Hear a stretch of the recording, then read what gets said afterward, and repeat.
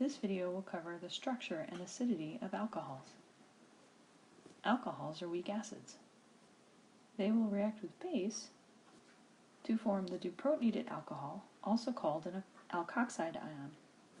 Remember that we measure the strength of a weak acid with the equilibrium constant Ka. For alcohols, the Ka is significantly smaller than 1, meaning that this equilibrium lies very far to the left. We can predict the relative strengths of alcohols based on their structures. Let's look at some examples. If we compare these two alcohols, ethanol versus 1-propanol, you should be able to predict that ethanol is the stronger acid. This is due to the inductive effect. Carbon is more electron donating than hydrogen, and 1-propanol has more carbons. Therefore, the anion, the alkoxide ion of 1-propanol, is less stable due to the fact that it has more carbons and therefore more electron density near the negative charge. Remember that we typically compare the conjugate bases to determine relative strength. The 1-propoxide ion on the right is less stable because it contains more carbons, and the carbons are more electron donating than the hydrogens of the ethoxide ion. Therefore, the propoxide ion is less stable, making it a stronger base. This makes its conjugate acid, the 1-propanol, the weaker acid. We can see this reflected in the pKa values. The pKa of ethanol is 15.9. The pKa of 1-propanol is 16.1. Although the effect is small, 1-propanol is the weaker acid. Now let's look at another example. Which of these two alcohols is the stronger acid?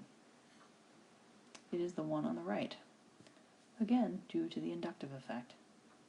If we compare the strengths of the conjugate bases, we predict that the conjugate base on the right would be more stable because the chlorine pulls electron density away from the negatively charged oxygen, helping to stabilize it and making it happier, therefore a weaker base.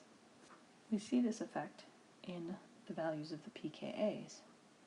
Again, the pKa of ethanol is 15.9. The pKa of chloroethanol is 14.3, making it the stronger acid. Let's look at one final example. Cyclohexanol versus phenol. Phenol is the stronger acid. In this case, it is due to resonance. Again, we want to look at the conjugate bases.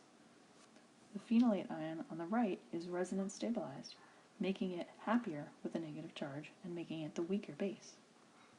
See if you can draw the remaining resonance structures for the phenolate ion.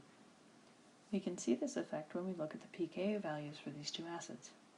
The pKa for cyclohexanol is 18. The pKa for phenol is 10, making it a significantly stronger acid. Finally, let's look at the different ways to prepare these alkoxide ions. First, we'll look at how we synthesize phenolates. Synthesizing phenolates is quite a bit easier than preparing other types of alkoxide ions because their pKa is so much lower. Phenol is a stronger acid than water, meaning that we can use sodium hydroxide to deprotonate the phenol to make the phenolate. This means that the acid-base equilibrium lies very far towards the phenolate ion, because the weaker acid-base pair is favored. Most other alcohols, however, are weaker than phenol, and so hydroxide is not a strong enough base to deprotonate them. We need stronger bases. Sodium or potassium metal can be used in a redox reaction to deprotonate an alcohol. In this reaction, the proton on the alcohol is reduced to hydrogen gas, while the metal, the sodium in this case, is oxidized. The formation of hydrogen gas, which escapes from the reaction mixture, pushes this equilibrium to the right, favoring the formation of the alkoxide ion. The final way to synthesize alkoxide ions is using a very strong base, bases that are significantly stronger than sodium hydroxide. Typically, the base that is used to deprotonate alcohols is called sodium hydride. In solution, sodium hydride dissociates to form sodium ion and hydride ion. The hydride ion is a very strong base.